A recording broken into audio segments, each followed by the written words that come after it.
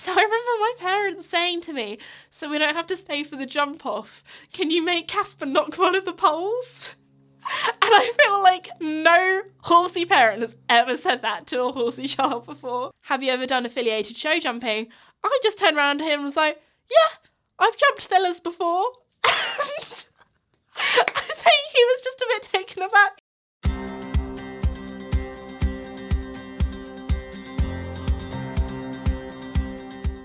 Before today's podcast episode starts, I have some really exciting news that we have a new title sponsor of the podcast, which is Red Post Equestrian. So Red Post is an equestrian and country store that not only sell all over the UK, but also all over the globe. So, for example, if you're my US audience and you're over in the US and you really want to get your hands on the new Lemure Spring-Summer collection, you can head over to redpostequestrian.co.uk and order it from there. Red Post is such an incredible shop. If you ever get the chance to go there, it is absolutely huge. They have a huge warehouse as well to, have all their stock. They also have a really lovely cafe. So if you're ever in Devon or going on holiday sort of to the West Country, would recommend making a little stop off there as well if you ever get to visit the shop in real life. But anyway, thank you so much again to Red Post Equestrian for sponsoring today's podcast, and let's begin. Hello everybody and welcome back to my podcast, Esme's Country Life. This is actually going to be a part 2 of an episode that I did the other week, and that was all about growing up with non-equestrian parents. Now, a lot of that looking back on the podcast was actually about kind of my riding story, what it was like kind of getting into horses with non-equestrian parents. But today I'm going to be talking a little bit more about kind of being a horse rider in the equestrian community, but with parents who don't know anything about horses. And it's safe to say there have been some really funny stories along the way, especially as I think the best way I can describe it is, if any of you have watched Harry Potter, I feel like I'm a bit of a muggle, or I come from like a non-magical family, but in a horse sense. So starting off from where we left off was when I got my first pony, Mickey. Now, a year of owning Mickey, I had so much fun. We basically did lots of hacking together because hacking was my favourite thing, hacking and jumping. So my dad actually very kindly made some jumps for us. We didn't have an arena at the stage. We didn't actually even have stables. We didn't even have houses on the land. The land was very different to how you all see it now. We've definitely kind of built everything up over the years after lots of hard work. So on the field beforehand, the land was actually really cheap because, obviously it was sold to my parents a long, long time ago when everything was a little bit cheaper. But also because the land was kind of like useless. It used to be all ancient woodland, and then back in the maybe 70s, it was all cut down to be used for farming land. But because we're on clay is not the best soil to farm with, because in the winter it's pretty much a bog underwater, the muddiest mud you can think of, and then as soon as summer comes around, it is concrete, it is rock solid, not good for ploughing, not good for growing crops, all that kind of thing. So it was just kind of like this grassy field with donkeys in. There were 2 barns. There was, I think there was an old pole barn, and then we had the barn that we used to call my dad's workshop, because in there he would do cars up and that kind of thing, mechanic-y, basically a big man shed. And that's actually, the big man shed was where I used to put all of my tack. So I didn't even have a tack room back in the day. It was literally a chair, which not even a saddle stand, didn't even splash out a saddle stand. It was an old deck chair, or some sort of the fold up kind of wooden chairs. It was one of them. We put the saddle on top of it, which probably was not good for Mickey's saddle, and then we just put the bridle over the top as well. That's one of the things that I don't know if anybody else has equestrian icks or equestrian things that just make them feel a little bit ew.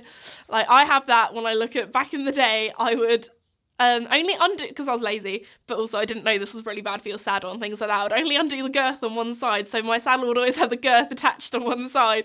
Then the sweaty girth would not clean, would just, put over the saddle.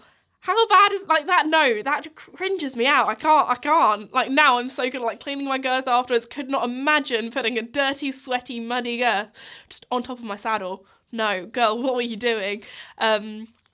At least I did clean his bit off. Like, that is like one thing that I'm very like, you have to wash your bit off after every ride kind of thing. But yeah, at least I did that. So yeah, when I got my first tack room, I was over the moon, as you can imagine. That was recently as well. That, I think I actually vlogged that. That goes to show, like, I say how like recent. I started YouTube back in 2015, 2016, but still, like, having, you know, an actual tack room and not just like part of the garage, that was very exciting. Anyway, back to what the kind of stables were like before.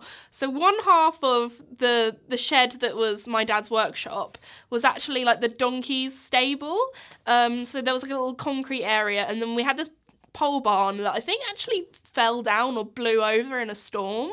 It blew over in a storm, I'm pretty sure, when I was like a toddler, so I can kind of remember it. Like, I've obviously seen pictures of it. It's one of those things where it's like, can I actually remember that, or have I just seen photos of it and my brain is like, yeah, you remember what it used to be like. Actually, no, I do remember it a bit. I do, because I remember climbing up to the top of this hay barn, being at the top on top of all these hay bales, and thinking like I was the queen of the world. I could see like all, like, everywhere. Like, I was really high up, and I was like, yes, this is cool. This is fun.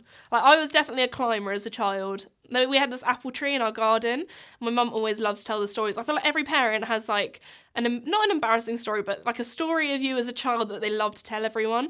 And my mum's was that before I'd even had my first birthday, I climbed up this apple tree, because, like, to be fair, it wasn't like an apple tree like upright. It was a little bit like horizontal, in the sense that it had kind of like fallen down but carried on growing like sideways, so it was more of like a ramp. But still, before I turned one, I was climbing up that apple tree. We were just in the garden, turned around for 5 seconds, and boom, I was in the tree. And I like shouted to her, "Mum, I stuck apple tree." And she was like, "Dang, my girl is yeah." And she was like, "Oh my goodness, my baby is in a tree. That is not good." Anyway, after that, back to what I was saying, the old pole barn, when it blew down, we had a new barn built, and that was a green corrugated iron one, which, if you watch some of my very old vlogs, you might spot that there are some bum prints within this corrugated iron barn, and that's where my lone pony Bradley, which I talked about in the previous episode, he actually had sweet itch, so he would rub his bum against the barn and cause like all these crinkles and things. But yeah, that barn is no longer, because we then, you know, back in, well, obviously before that, 2016, we finished building our houses in 2017, or it's not even my house anymore. I can't say it's my house anymore. It's my parents' house. My parents' house and my grandparents' house. We got permission to knock down the barns. Actually, no, we got permission to convert the barns into houses, and then we got permission to knock down the barns and build like prettier houses further away from like where the land's a little bit wetter and that kind of thing. So anyway, that's the story behind that. But yeah, before, so we had the workshop and we had the corrugated iron barn that had like tractors in, lots of old wood, because our old house was very kind of like cold, so we'd have lots of firewood from the woods, hay, just basically a big old storage dumping ground. And then like Mickey didn't even have like a proper stable. It was a we bought a mobile field shelter, because like planning permission and things here in the UK, it's quite tricky. So he had a little mobile field shelter on the concrete, and when we got Mickey, my parents did buy that. So there we go. But no, very, very grateful that, number one, I was able to keep the horses at home, and number two, just to have a horse myself. So no, very, very lucky. But yeah, we didn't have any like an arena back then at all. So that's actually where we've done a full-on loop. We're back to where we were. So my dad very kindly, out of old rubber tyres, and we actually had some old, like lots of definitely reduce, reuse and recycle over here. We were being good for the planet. We had, electricity pylons in like the countryside, instead of being on like metal ones, like the smaller ones, maybe even telecommunication, like telephone wires. They're on like these big, not even big, they're on just basically a big old, why do I keep saying big? Telegraph poles, that's what I'm talking about, a wooden telegraph pole. We had some old ones of those that we would use as kind of like jumps in the field. We also just had some old like just post and rail posts that we'd use as like skinny jumps, that kind of thing. And I remember one summer like being so excited because I bought navy and baby blue paint, and I painted these jumps in that, and I was like, wow, I have my own jumps, this is so cool. Yeah, I feel like, you know, if you're ever bored in the summer, do a DIY jump, you know, paint it, have some good fun. That took me hours, but as a child I was very happy. That was a great summer. But yeah, I had like we made like a little jumping course and things, so I was doing that with Mickey, probably jumping like a foot, 2 foot maybe, so like 50-60 centimetres, 40-50 centimetres, that kind of thing. And Mickey was like the best like first pony in the sense, as I said before, he was very bomb-proof, very good with children. He was cheeky, like his nickname was Taking the Mick, because Mickey's Mickey. He, you know, didn't make things easy for me all the time. Had a little buck in him here and there, but nothing like malicious, just like a little whoop, little cheeky little whoop. Anyway, but he was great in the sense that, like, he was great at just everything low level, was a good all-rounder pony. Like, we used to do mounted games and things, and he loved that. But I feel like in the horse world, there are just so many different rules and things that if you don't, like, people just expect you to know them, which I definitely didn't, my parents didn't. So we're now going to go on to some funnier stories. So after a year of owning Mickey, at the time, I could only have lessons in an arena at my instructor's house down the road, which, when it came to the winter, all we could really do was hacking because the fields were so muddy, like I couldn't jump in there or ride in them. So that I could, but to be fair, when you're at school and it's winter, you can only really, unless you have like floodlighting or an indoor, you can only really like ride twice a week, maybe on like a Friday afternoon or something. But that was a little bit more tricky, so getting hours in riding was a little bit more difficult.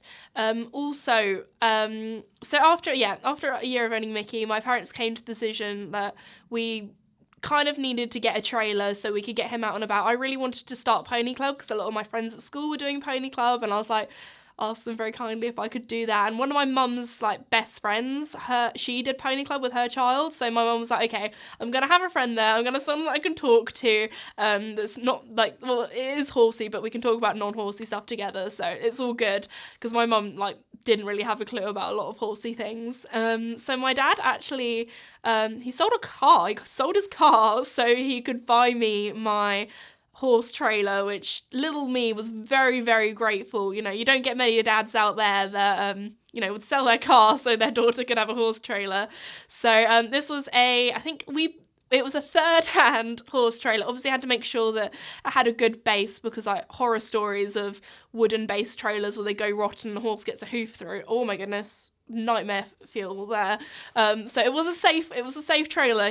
My dad doesn't know much about horses, but he knows a lot about trailers and cars. So he was definitely delegated the job of taking me to Pony Club, because my mum does not like driving the trailer. I think there was one Pony Club trip where I have so many horror stories of going to Pony Club with my mum in the trailer. There was once where it was with Casper. We were going to a cross-country course that we'd never been to before, and sat-nav, I think she was so worried about missing this turning because she'd looked at it on Google Maps and all that kind of stuff, and she's like, oh, this must be the turning. She turned too early and we went through a McDonald's drive-through. And I remember it was funny times. And then another time, I think she jackknifed the trailer as well and made a hole in our 4x4 that we don't have anymore because we don't have a trailer, but we don't have the 4x4 anymore. But for ages, we had like, we just went to like Whole Foods or some sort of car shop and bought like the cheapest sticker that you could find and put it over the hole. So nobody could see that there was a hole in this car. So yeah, there are going to be more interesting stories like that coming up, just you wait. But yeah, trailer experiences were not the best. So my dad actually kind of became a Pony Club dad because he enjoyed being with the horses more than my mum. My mum, it's not that she hates horses, she's just not a horsey person. She's fine with the little boys, like she's fine with Duke and Mickey, but I think she finds Casper and Joey just a little bit big and intimidating. Like, that she's not a natural horse person, if that makes sense. She's not a natural twiddle. My dad, on the other hand, like, he loves them. He sees them as like big dogs, which they are, to be honest. So a lot of my pony club trips were with my dad, especially if my dad would be at home looking after me and my brother on Wednesdays and on Fridays. So if pony club ever fell on those days, like, it was my dad taking me. So my dad kind of became like the honorary pony club dad. So there'd be like all these, middle-aged women talking about middle-aged women things, and then there'd just be like my dad there at pony club, like, chilling. So very grateful, Dad. Thank you very much for taking me to pony club. He's just done a little thumbs up.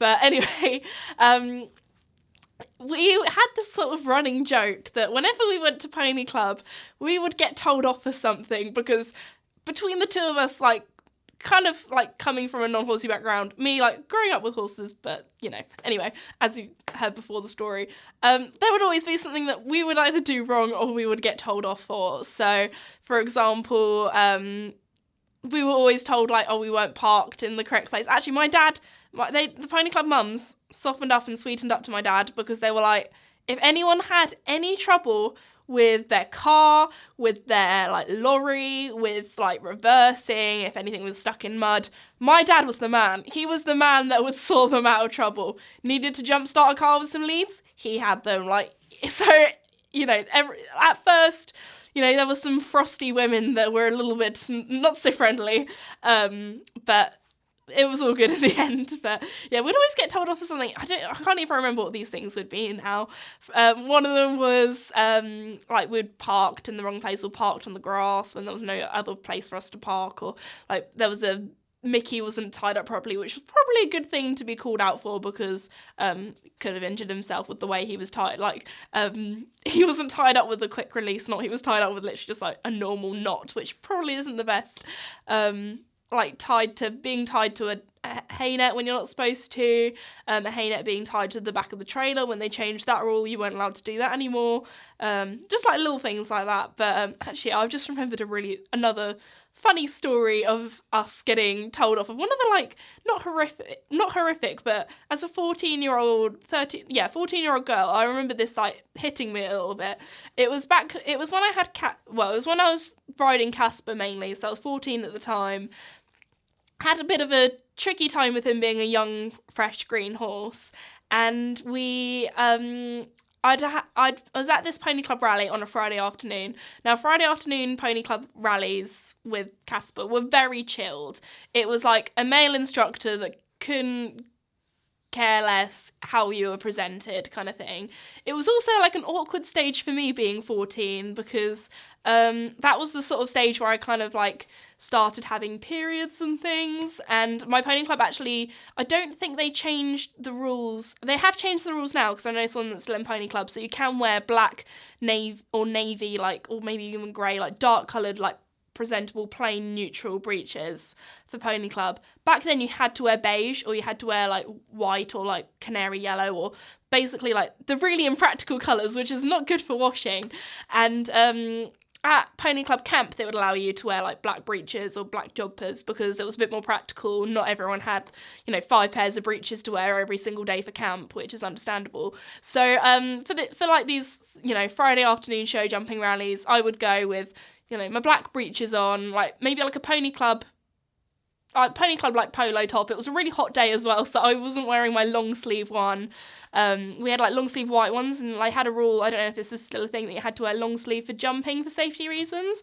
So I was there, short sleeve top, black breeches. My dad had put Casper's saddle in the car very kindly, because it was like a military operation to get here on time. I'd get off the school bus, literally go from the school bus to jumping in, like loading Casper, jumping in the car, and like we would be off. Sometimes I'd even text my dad if we like got stuck in traffic, being like, look, we're 5 minutes away, can you load Casper for me? Like, I can literally just get in the car, I'll get changed there, that kind of thing. So it was kind of like, a lot of the time my dad would very kindly pack for me, like give me a snack in the car, that kind of thing. So he would just grab any old pony club t-shirt, jumpers, like whatever saddle pad Casper had on his saddle, that was the one that was being taken, kind of thing. Like, he didn't care if it was a white one or a neutral one or a pony club one. So we were there not looking as presentable as we could. Like, I didn't have a hairnet, forgot my hairnet, but, you know, we were there, and that was the most important thing. And I actually rode really well that day. I think Casper had a blue saddle pad on as well, so and then there was one of my friends that had, like, perfectly turned out pony, like all her fancy pony club stuff on, and like next to her we looked like an absolute shambles. And normally this was a very chilled pony club evening. Like, I went to it very regularly. I was one of the regular gals, and my instructor was so happy with me afterwards. He was like, that is like one of the best you've ridden ever, especially as the week before. I think I fell off. There was these planks or this water jump that Casper absolutely hated, could not get him over it. We'd like walked him over it, that kind of thing, and very slowly started building up his confidence. The next week he jumped it first time, no problem, and like just honestly was so proud of my riding, like one of the best sessions I had. And little did I know that the next lesson one of my friends was riding it was one of the pony club instructors or the DCs. I don't want to specify who it was, but somebody who was high up in the pony club's horse, and she was there, and she likes everything to be very prim and proper, to be looking your smartest, to be looking your best, like representing the pony club, that kind of thing. And this is just like a chilled Friday afternoon. I wasn't expecting her to be there. And at the end of my lesson, she came up to me, and the first thing I thought was, because I was so buzzing, I was so excited about how well my lesson had gone, she came up to me, and I thought, oh, she's going to like say like, oh, well done for riding so well, that kind of thing. No, she came up to me, and she just said, Esme, the way you are dressed is not representing the pony club well.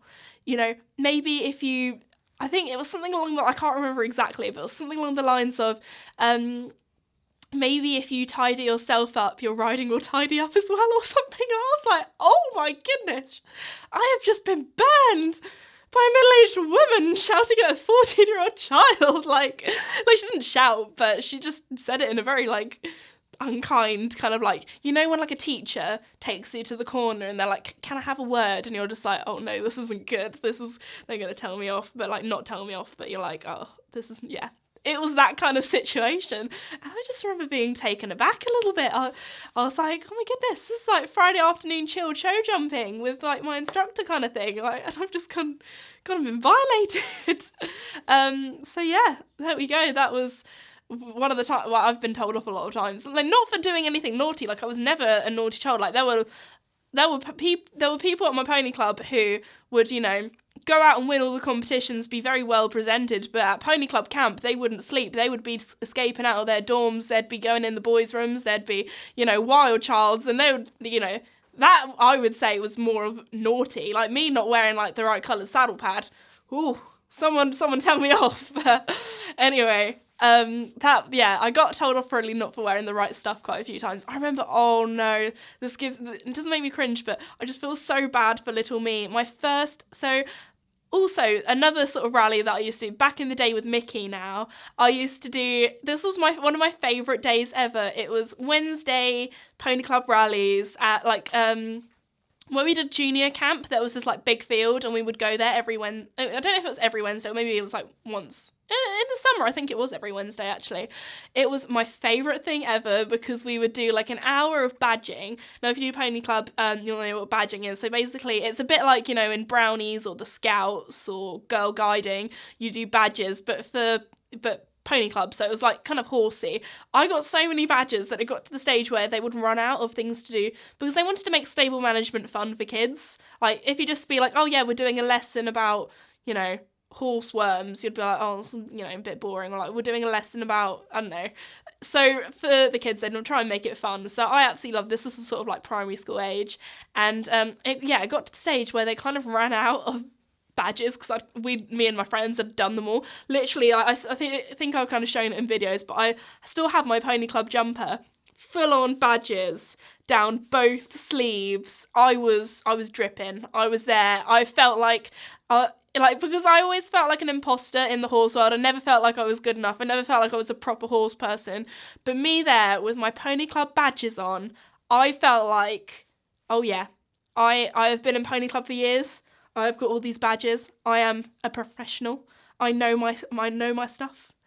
I felt very proud of my badges. They still mean a lot to me, because I look at it and I just think of all the memories and happy times of being at pony club. But So I had all these badges, and they kind of ran out of ideas of what to do for the badges, because we did like quite a lot of them. So they started doing quite random ones. So we did, actually some of them were really useful and very good. We did like a fire safety one, so that was like fire safety around the yard, that kind of thing, which is very important. The worming badge is probably my favourite, just because it's got a worm on with little googly eyes. It just looks so funny. Obviously there's like the more basic ones, which everyone's kind of done. Like there's the feeding one, the loading one, the riding in traffic one, the points of the horse, different types of breeds of ponies. There was like a countryside badge, that was quite fun. There was a charity badge, we did like a bake sale, lots of other little cute ones too. I could be here all day naming all the badges that I have, to be honest. But so we used to do badges on a Wednesday, and then like after doing like a 45 minutes or an hour of badges, you'd then have like an hour's lesson, and I really enjoyed that. It was really chilled. Like you'd do like a bit of jumping, but then you'd also learn about other things when it came to riding and flat work, but then make it really fun. I really enjoyed it. And then afterwards they'd always have like a burger and chip van, so you knew that was our Wednesday night dinner with Dad. It was great. And then my brother would like come, he would sit along, like he'd either like read a magazine or a book or have his DS, and he was quite happy. He was like just sitting in the countryside in the sunshine with his burger, having a great time. So thank you again, Max, for being dragged along to all of my horsey things. I really appreciate it. But Wednesday rallies were my favourite, and because they were in the summer, you didn't need to wear like a shirt and a tie. Obviously you'd have to wear your cream breeches or your cream jumpers, and you just wear like a normal t-shirt kind of thing. Or I'd always wear like my white t-shirt, because I always thought the white collar looked nice with my green Pony Club jumper on with my badges. Anyway, then I remember my first winter rally, and my brain just went, rally, that means, I wear my Pony Club jumper with my badges on. And no, that's what I found out. For some reason in winter rallies, this might have changed again, so don't take my word on this. If you're going to Pony Club and you need to Pony Club, and you just ask what you need to wear, because there wasn't like WhatsApp groups back in the day. You couldn't just be like, oh hey thingy's mum, do you know what we're supposed to be wearing? It was, you had to like bring someone up, like, and bringing someone up's a bit more effort, like. Anyway, we turned up in what I thought was what I was supposed to wear, so I was there with all my badges on my jumper, and everyone was there full on hacking jackets or like show jackets, shirts, ties, their Pony Club brooch with the like felt underneath for what tests they'd done. I hadn't done any tests at that stage, so I definitely felt very left out. Also, everyone was there with their ponies plaited, immaculate.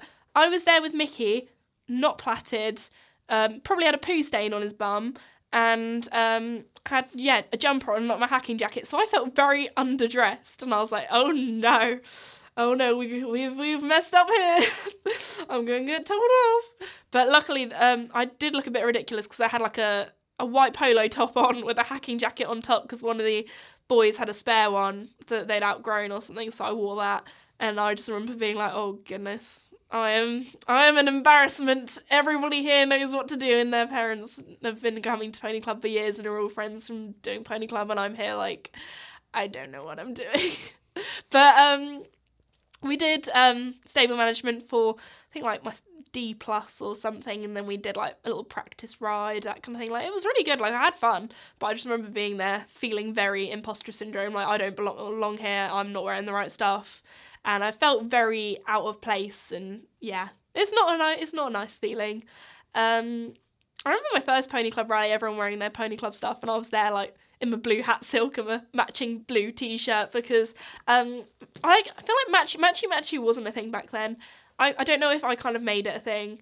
I don't want to say that because it's kind of, well, it's always kind of been a thing because of cross-country colours. Like, going to badminton or watching it on the TV, you would see people doing cross-country, like you'd see everyone in the matching colours, and I was like, oh my goodness, that looks so cool, I want to do that. But I didn't really have much horsey clothes actually growing up. Like, as a kid, my parents were like, wow, this is too overpriced. So when I would go through like the sale rail, if something was on the sale rail, I was like, can I get this? And Mum was like, it's on sale, yeah, you can get it. But a lot of the time I just had like t-shirts from like Millets, or I don't know, just like normal tops at places. Actually, no, that's a lie. I think I had 2 really nice Jules polo tops for riding, and I loved them. I wore them to death. I had one that was in like a teal blue with like a pink stripe on, and then the other was like a sagey green with a pink stripe as well. But I think the pink stripe had like flowers on, so it was really pretty. But I wore those to death. I wore those every single day, all the time. So there we go. But a lot of the time I'd just wear like a normal t-shirt, but I'd always like try and buy a t-shirt or try and get a hat silk that would match one of the t-shirts I had. I think I had like 2 hat silks, and I'd like change them over. Maybe I think I had 3. I had 3 in the end, but for a while I had 2. One was lilac. It was like a purpley, lilac-y kind of colour, and white with white hearts on. White and purple kind of interchanged. And then the other was baby blue with navy hearts on as well. So, and then later on I did get a hot pink one because I was like, I am that girl. But there we go. They were kind of like my riding outfits back in the day. So a lot of the time, it was just like a normal t-shirt and try and buy a hat silk that would match it. Actually, a lot of my clothes were hand-me-downs. A lot of my coats were hand-me-downs. I had this hand-me-down like millets coat that was in a teal blue, and I remember being so excited when I got handed it down from like our family friends because it was teal blue and it matched like a lot of the blue stuff I had for Mickey. That was a great day. So yeah, that was what I'd normally wear for riding when I eventually got my own riding hat and boots. I remember getting my first helmet that was like a skull cap so I could put different hat silks on. That was one of the best days ever as well. A very great moment. I just remember wanting to wear it like around the house like a little weirdo because I was like, oh my goodness, I have my own helmet and it's got hat silk on. But yeah, there we go. So yeah, that was Pony Club. There was some interesting, funny memories. I'm trying to think of some other things where things have definitely gone wrong and I've just remembered. Okay, so don't get me wrong. My parents, very supportive parents, but they were very realistic with life. They knew that I was never going to be an Olympic horse rider. They were like, girl, from like as soon as like, you know, when you're younger and you're like, oh, what do you want to do when you're older? I was like, I just want to do horse riding. And they were like, yeah, but you're not gonna be like they didn't like that. They said it nicely to me. They were like, you do know that like if you do want to do that, it takes a lot of money. So how about instead of thinking that, how about you work really hard at school so you can get a really good job, and then with that good job that you can buy horses. They were like, that's the kind of way that they were like, look, it might take you a while to get really good horses, like kind of thing, but you can do it if you work really hard.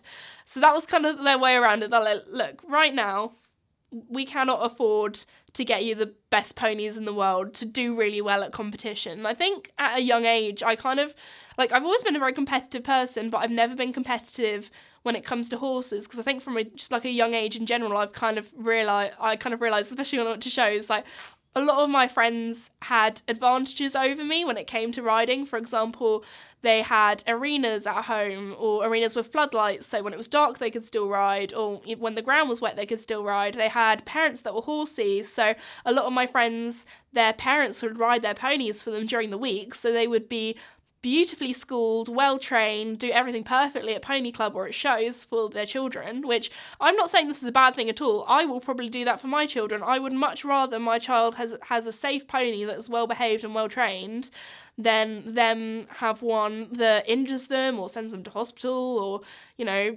makes them lose their confidence when it comes to riding. And if I'm in a position, you know, when I do have kids one day and they want to ride and I have the money to buy them a nice horse, of course I'm going to buy them a nice horse. Obviously they're not going to be spoiled, so I'm going to make sure that they're very grateful. Maybe get them a project pony and be like, look, this is what I was used to, little bucking bronco over here kind of thing. And then they can be like, girl, I'm very appreciative of my very nice horse. But anyway, just I kind of realised from a very young age that a lot of my friends had advantages when it came to competing over me. So for me, I never felt like I was competing against other people when it came to competition. I was very much like, I'm just competing against myself. I want to make sure that I try and do my best and I do better than next time, but it doesn't matter if whatever colour rosette I come home with or if I don't come home with one at all. As long as I have fun, that's all what matters, and as long as I'm with, you know, my best friend Mickey or my best friend Casper, that's all that matters as well. And I think that was I think the horse world is very good at making you mature, like older, if that makes sense. Like I felt like I felt like I was a very wise 8-year-old, if that makes sense.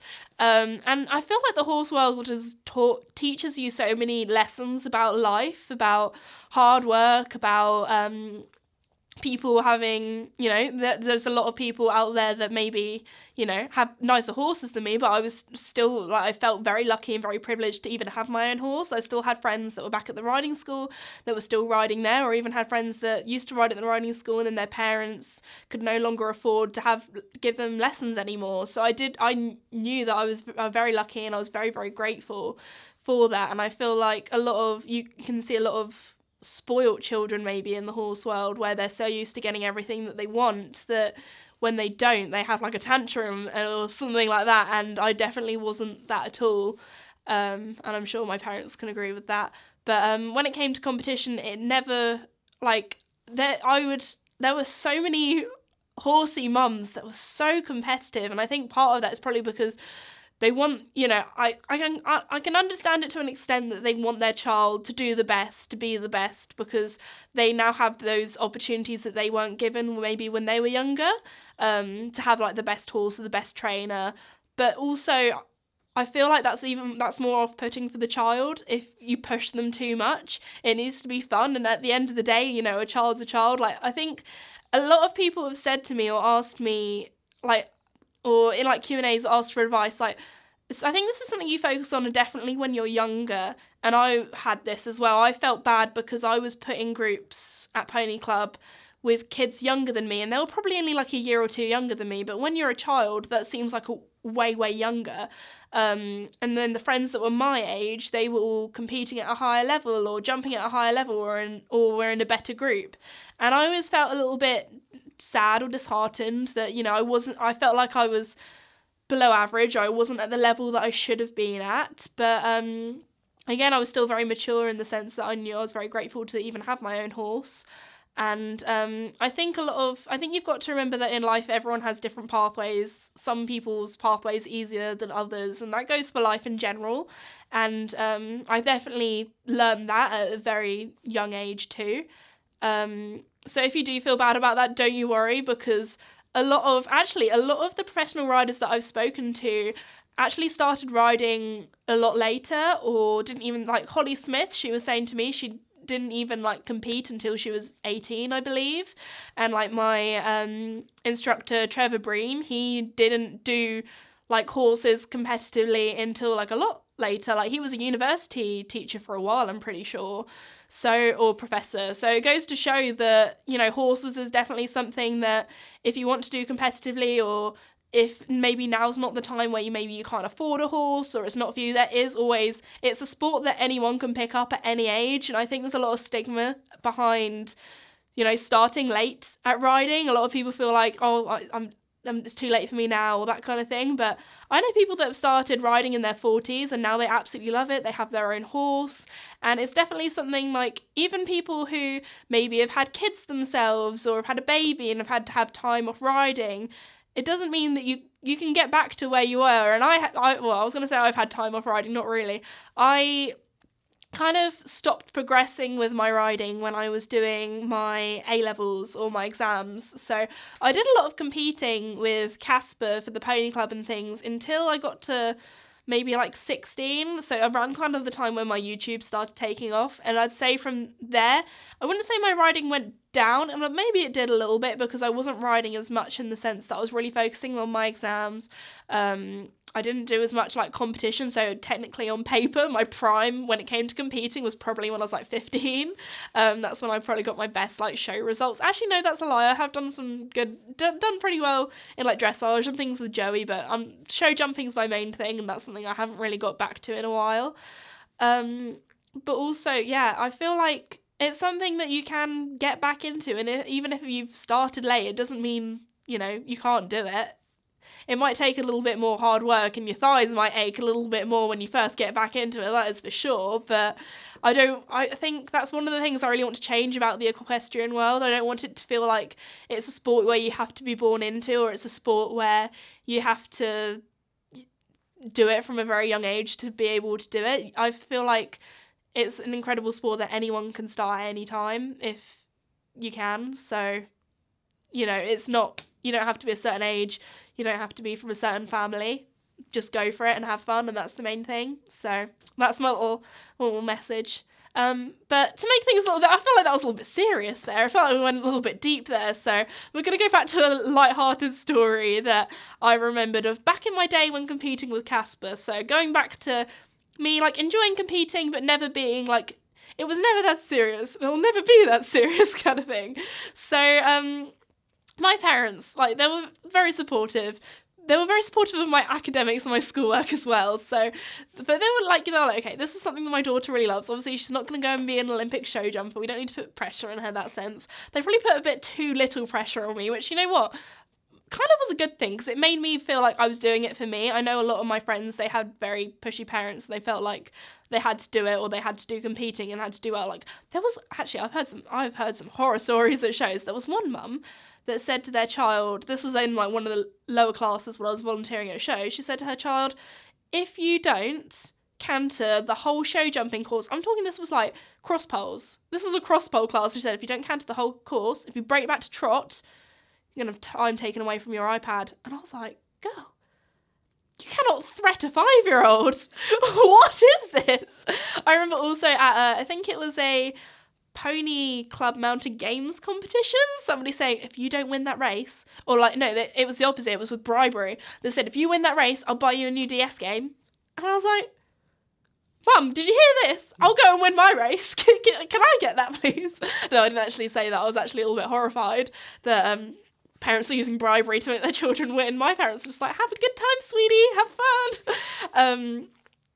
Also, like, sorry, going back to competing Casper, this is probably one of the most, like, you've grown up with non-horsey parent stories ever. So, my mum and my dad were at the show. I think my grandparents looking after my brother that day. So I was very lucky that both my parents were there to support me. It was quite a big competition in the sense that I was representing my pony club. I think it was the 80 centimetres show jumping at Fellbridge. And I remember my parents saying to me, like, because we were there for ages, there was like a practice round, and there was the real thing, and then there was then there was the jump off. So we were there for quite a while, and I remember my parents being like, okay, we need to like go and pick up Max from the grandparents, and they were like, Esme, if you could like, because they also realised that if our team qualified, we would be going through to the next round, which was miles away. And my parents had a rule: they would take me anywhere in the horse box, or the trailer. They would take me anywhere in the trailer, like they were happy to, as long as it was like an hour or less away. This place was like 5 hours away. They were like, girl, like, this is a little bit too much. Your younger brother isn't going to want to come. Casper's probably not going to want to go in the horse box for that long. Like, this is dedication. So I remember my parents saying to me, so we don't have to stay for the jump off, can you make Casper knock one of the poles? And I feel like no horsey parent has ever said that to a horsey child before. It's been like, make sure you go as fast as you can. My parents like, can you just do like a circle so you get 4 faults for crossing your tracks, like something like that. I was like, no. So I went out there like determined me, like, no, I'm going to show them. I'm not going to knock any poles. We actually did go clear. I can't remember if I've told the story in the podcast or not. I feel like I might have told it recently. My friend, who was in because we had to qualify as a team, so we all had to go clear. She knocked a pole, and my mum was like, best result ever, we can go home. My child wasn't one that messed it up. Go. And then my friend was like devastated. She was like, we're the reason we didn't get through, we're the reason we didn't get it win. And then my mum was like hugging her. My mum was like, girl, you are the best. We don't have to drive 5 hours away for the next round. I love you. And it was just funny times. Also, another really funny story. This one is, there's bad and this one is bad. Again, it was at Fellbridge. I don't know what it is. Something about that place. It's just, things go interesting. So, this is another show. Me and my dad went to go and do the course walk. My mum decided to look after Casper. This is the first red flag. Non-horsey mum looking after Casper. I think he'd run out of haylage or something like that, or my mum was like, I'm just going to take him on a little walk. Like, he just seems a little bit restless. So she took him for a walk around the showground.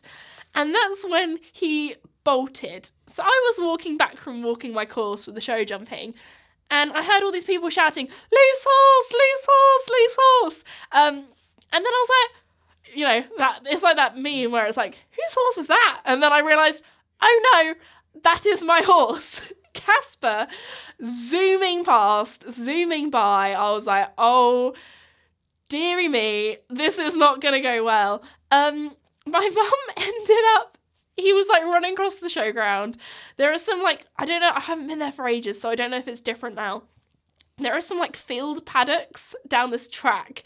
Casper went down this track into the field. My mum shut the gate and he was running laps. He was doing his warm-up for me. I can't actually remember how we did in that show. I think we probably just had like, one pole and then didn't get through to the jump off. That my parents like, we spent enough time here, let's go home. It was probably something like that.